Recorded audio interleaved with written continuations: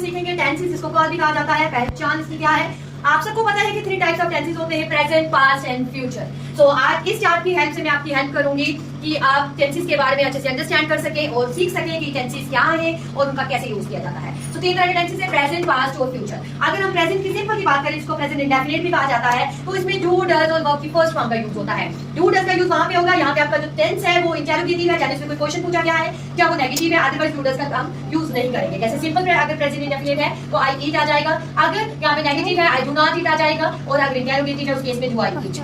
Then come to the past, that is simple past की बात करें तो सिंपल पास्ट में वर्ब की सेकंड फॉर्म लगती है, लेकिन अगर वो आपका इंटेरोगेटिव है या फिर नेगेटिव है तो we make use of did, और डिड के साथ हमेशा याद रखिए कि वर्ब की फर्स्ट फॉर्म यूज होगी। Then come to the future indefinite, जिसमें विल, शैल का यूज होता है, प्लस वर्ब की फर्स्ट फॉर्म लगती है, जैसे I shell eat, he will run. तो आई वी के साथ शैल का यूज होता है, ही शी इट, दे वी के साथ विल का यूज होता है, दे के साथ विल का यूज होता है, और आई वी के साथ शैल का यूज होता है। ऑलवेज रिमेंबर द काम टू द प्रेजेंट कंटीन्यूअस में देखें तो इज, एम, आर के साथ आईएनजी का, क्योंकि वर्ब की फर्स्ट फॉर्म लगेगी यहाँ पे, तो आईएनजी का यूज जो है वो मस्ट है। जैसे I am eating, she is dancing, we are playing. Okay, तो ऑलवेज रिमेंबर आई के साथ एम लगता है, ही शी इट के साथ इज लगेगा, और वी यू दे के साथ आर लगता है।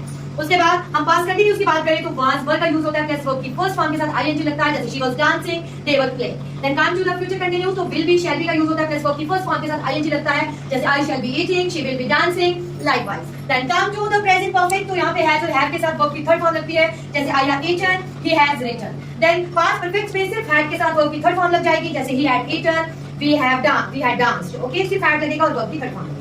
उसके बाद फ्यूचर परफेक्ट में विल हैव, शैल हैव के साथ वर्ब की थर्ड फॉर्म लगेगी, जैसे he will have eaten. Okay, then come to the last perfect continuous की बात करें, प्रेजेंट परफेक्ट कंटीन्यूअस में हैज, हैव के साथ बीन लगेगा, प्लस आईएनजी लगती है, और अकॉर्डिंगली सिंस या फिर फॉर का यूज होता है।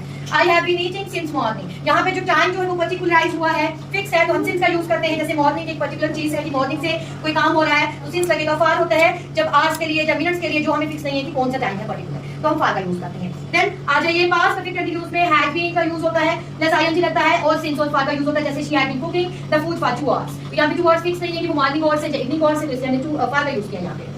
देन फ्यूचर परफेक्ट कंटीन्यूअस की बात करें तो will be, shall be, plus ING लगेगा, और अकॉर्डिंगली सिंस और फॉर का यूज होता है, जैसे she will be singing since evening, so evening से वो गाना गा रही है। So this was all about the tenses. I hope कि इस चार्ट की मदद से आपको अंडरस्टैंड हो गया होगा the tenses how they are used. Thank you. If you like this video please subscribe my channel and like and share my video.